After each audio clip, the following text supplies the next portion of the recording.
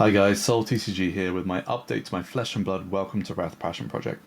Spread the word and help me proliferate this challenge by liking and commenting on the video and subscribing to the channel. Now, let's get into it. So, it's here. The long requested video, the long requested series about my degenerate journey to get an alpha Welcome to Rathe, Flesh and Blood, Rainbow Foil, Non-Foil Master Set. Now, it's been a hot minute, guys. So from the last video that I did of this journey, this collection, we have filled many a slot in this 1,000 pocket binder. Just to recap to where we were kind of at, we had basically max rarity alpha, both rainbow foil and non-foil, and we also had the unlimited in as well to create this quite aesthetic 4 across look, 3 pitch down the side with some bump. However, during this journey, I kind of got thinking. My shiny cardboard enthusiasm, my fetish over putting cards in plastic with fancy numbers on them has kind of got the better of me.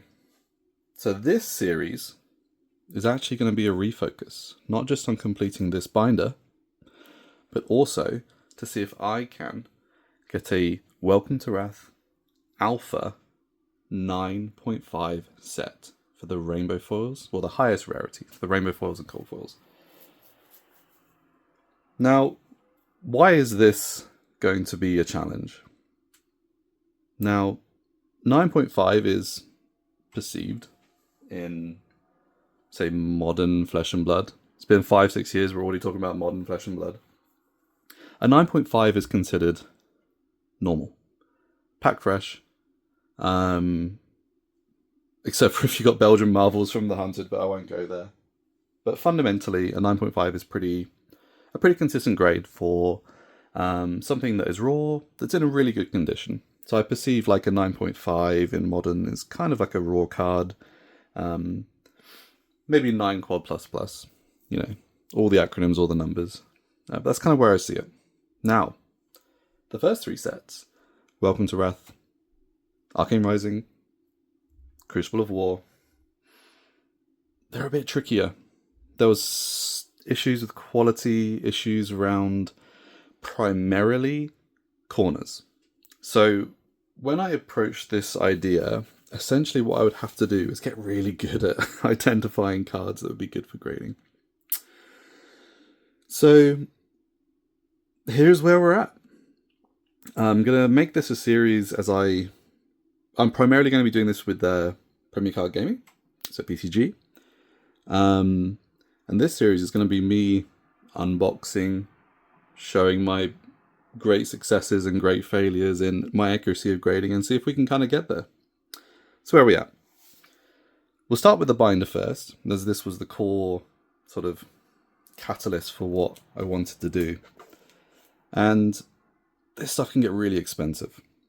So the way I thought about it was I still wanted this presentation, but if I had the card in 9.5 as a graded slab, what I've begun to do is to also help track, you know, run sheets and all that kind of stuff and reports, but I got these cool little 9.5 stickers.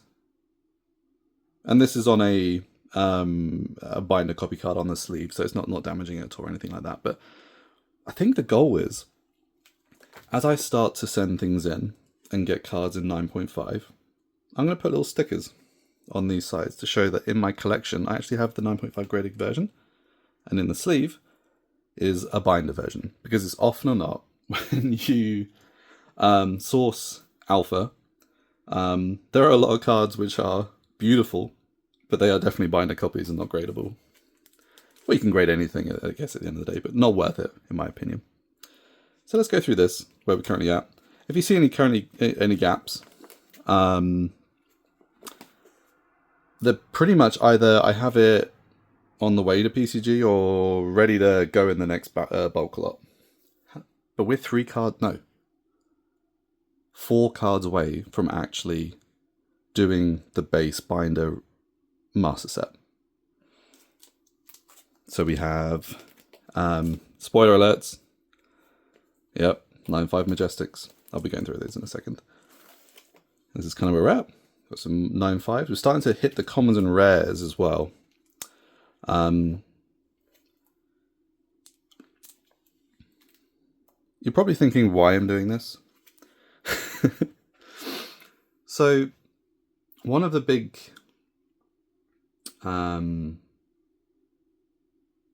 joys I had over COVID was finding a YouTube channel called Alpha Hoarder.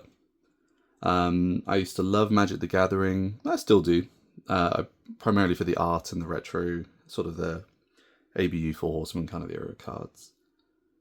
But he focused solely on Alpha. And it really inspired me, and I really thought, you know what? If you can dedicate yourself to a project, and you're passionate about it, you truly can plan to get something like this done. So this is almost like a sense check for myself to see if I can kind of do it. I may go down a rabbit hole, and it may end up being not a 9.5 set. It might be a 9 quad plus plus or something like that. But let's see if we can at least try there, to get there. And I don't know how many of these exist. I've checked pop reports and stuff, but it's between Beckett and PCG and whatever the other CGC 10s or whatever it is.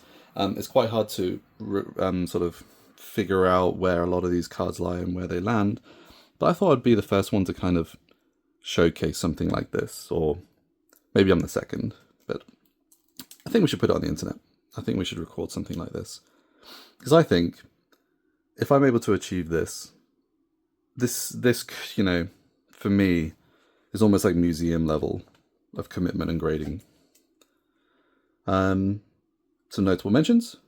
Still need the Spinal Crush. It's one of the 4.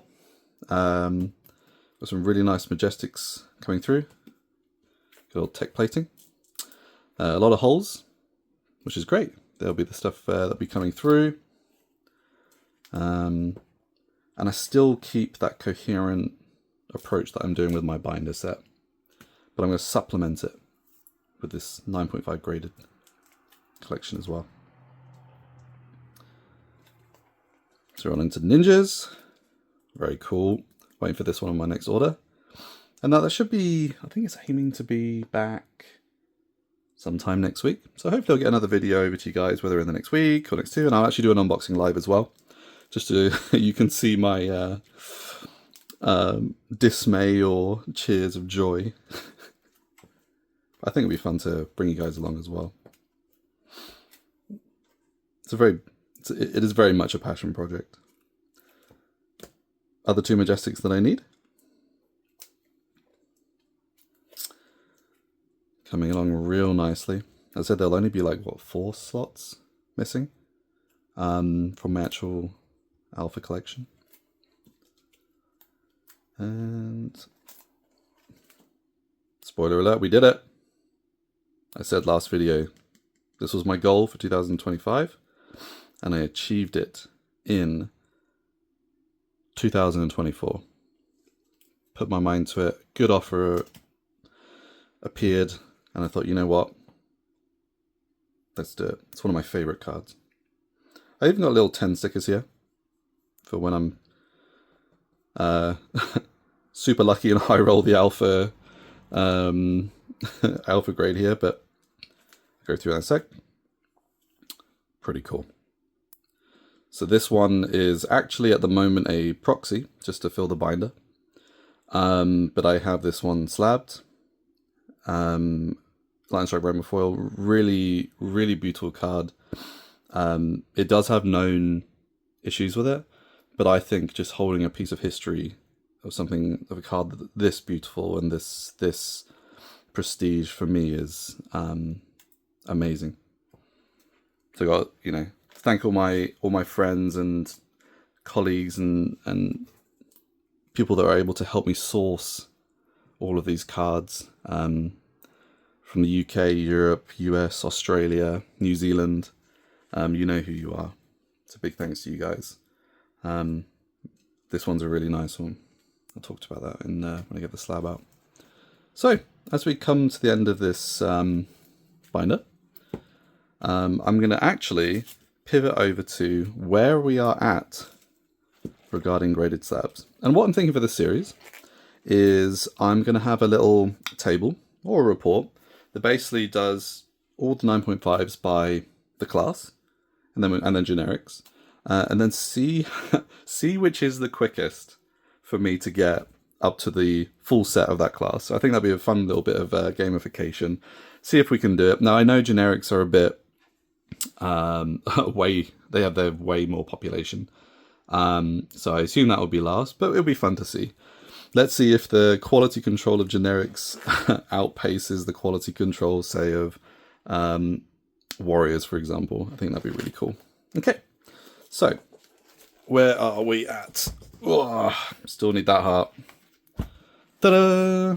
Okay, so let's start off with some spice. So we are currently waiting for a scabskin leathers to come through. It was a re-slab, so hopefully all goes well, cracked and everything. But we have managed to get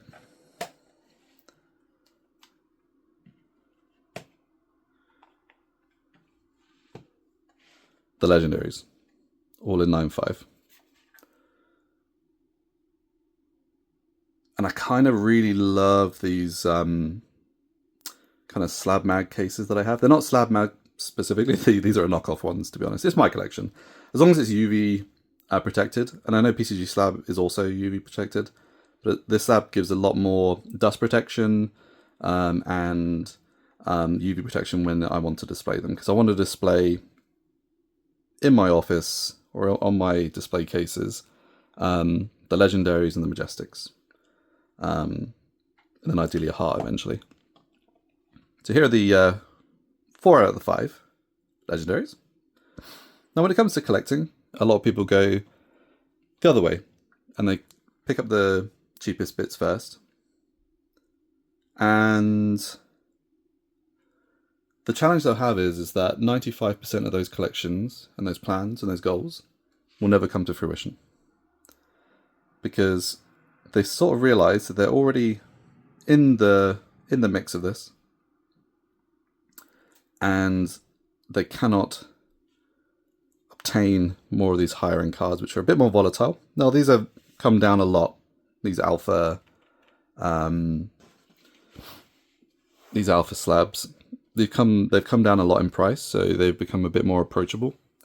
But again, even though the demand really isn't there, let's be real, the scarcity eventually will cause quite a violent switch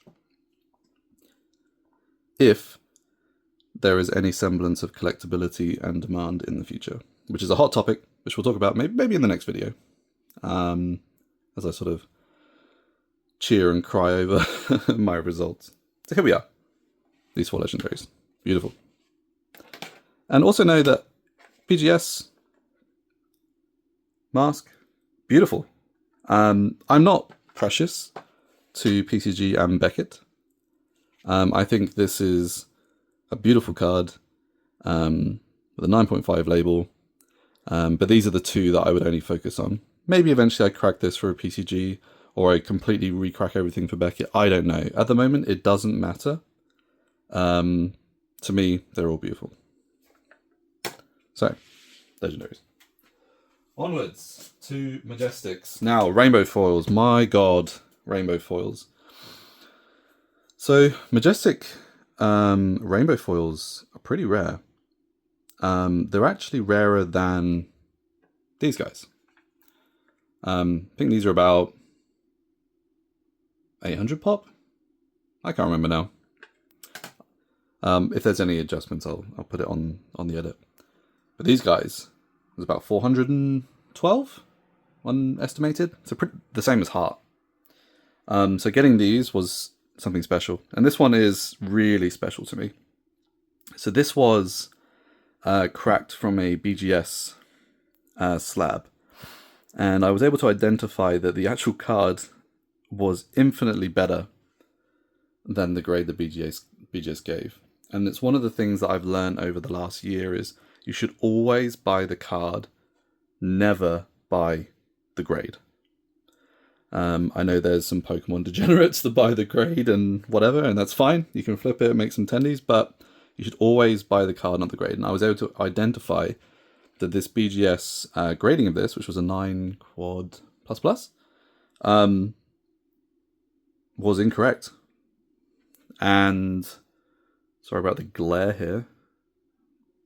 It's quite hard to sort of come out. Can't really show you too much, but what that meant was when I saw that and got it regraded, this is now the Pop 1 Rainbow Foil Majestic Tome of Fiendel. With only 400 in the world printed. Getting a Pop 1 is really something special. And this has just come about through my education with grading and just trying to figure out, you know, is there opportunities out there with people that are really crap at grading? And can I capitalize on it? And I did. So we have a 9/5 Rampage. We have a couple more 9/5s.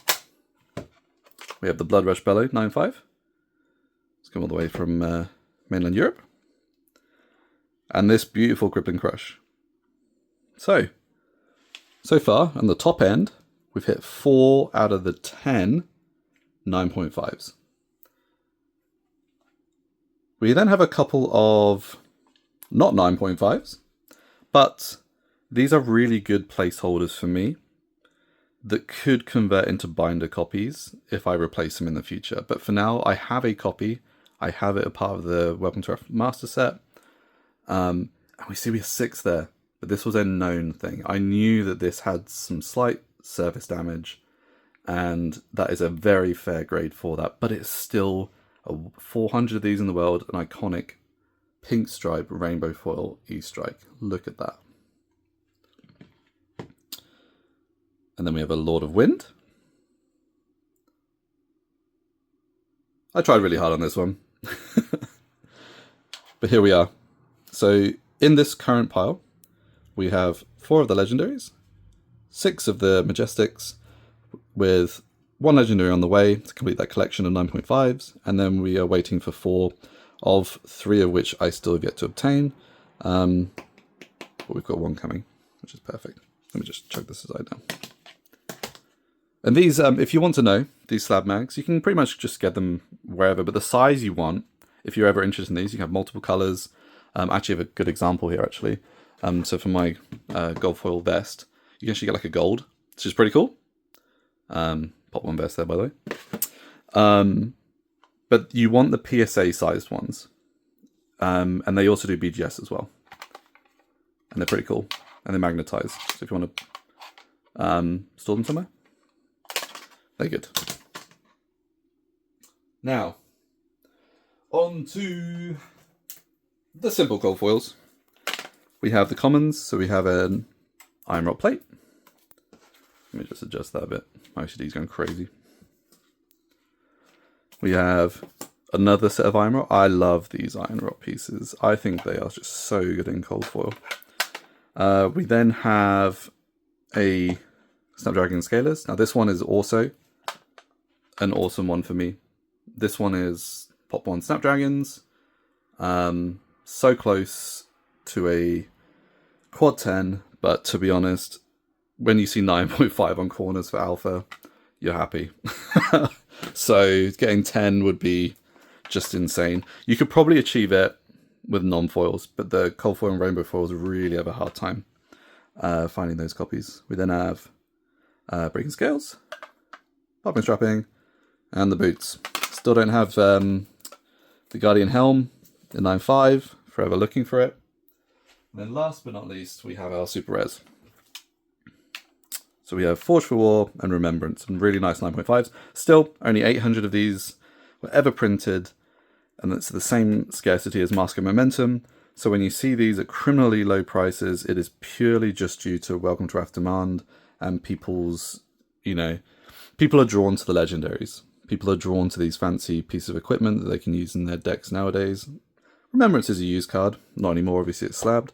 Fortua, no one uses this card, but it's still equally as rare and equally as special to me. Okay, so we now have. I need to get some cases of these. Where we are at in regards to the rares and commons. Now, coming to the end of the video, so I'm just going to quickly go through this. We have a reasonable sized collection of brute cards. So we have an Awakened Bellows. We have a Awakened Bellows yellow. Savage Swing. God, look at that quad. Quad 9.5 Savage Swing with a pink stripe. Rainbow foil. Beautiful. Do you know how hard it is to get a 9.5 quad in this? And you'll see this journey, you'll see the pain that I go through when I accommodate this quad plus. Say more. Wrecker Rump. And 2 Primeval Bellows. So the brute pile currently stands, not including legendaries, at 7. Let's put it this way. Brutes. Oh, we missed one. 8. I was getting too excited. Next, Guardians. We currently don't have any Guardian slabs. Outrageous, I know, you Guardian lovers and you Guardian simps. However, I have just sent through my Brute, Guardian and Partial Ninja shipment to BCG UK. So the next box opening will contain those lovely Guardian cards, and it'll be really interesting to see where my accuracy is at and if there's any differentiation between the classes. Next on the list is Ninja. So we have 3 Ninja cards. And the best thing about it is these are rares. So whenever I get a 9.5 rare, it's such a huge relief because these can be real money sinks for no reason. So we have Flick Flack, pink and blue, and then a blackout kick. So really nice, really happy to have that. Move on to Warrior. So we've got three ninjas. For Warrior, we've got 5. We have 2 Valors. Rare. Beautiful. And then we have 3 commons. Just some Pink Stripe, Driving Blade, Biting Blade, and Iron Tongue Response. Cool. And lo and behold, what is the largest stack? Generics. So we have the infamous Rainbow Foil Quad Pink Snatch. This was so fun to when I opened this out of its packaging and I saw it, I was like, no way did I get a quad Pink Snatch. So good. Really nice to get that sorted, as that can be a nightmare. Energy Potion. So the potions are also pretty tough. The generic rares are pretty... I think they're pretty up there in regards to price. It depends if you can sort them in lot deals or something like that, or, scour and just spend hours of your time looking at corners and surface and edges. But getting the E-Pop was really nice, especially as a quad 9.5. Then we have... Let me just see if I can filter through. Is there any... Are these just commons now? Yeah, so we have commons now. So we've got Scour the Battlefield, Battlescape.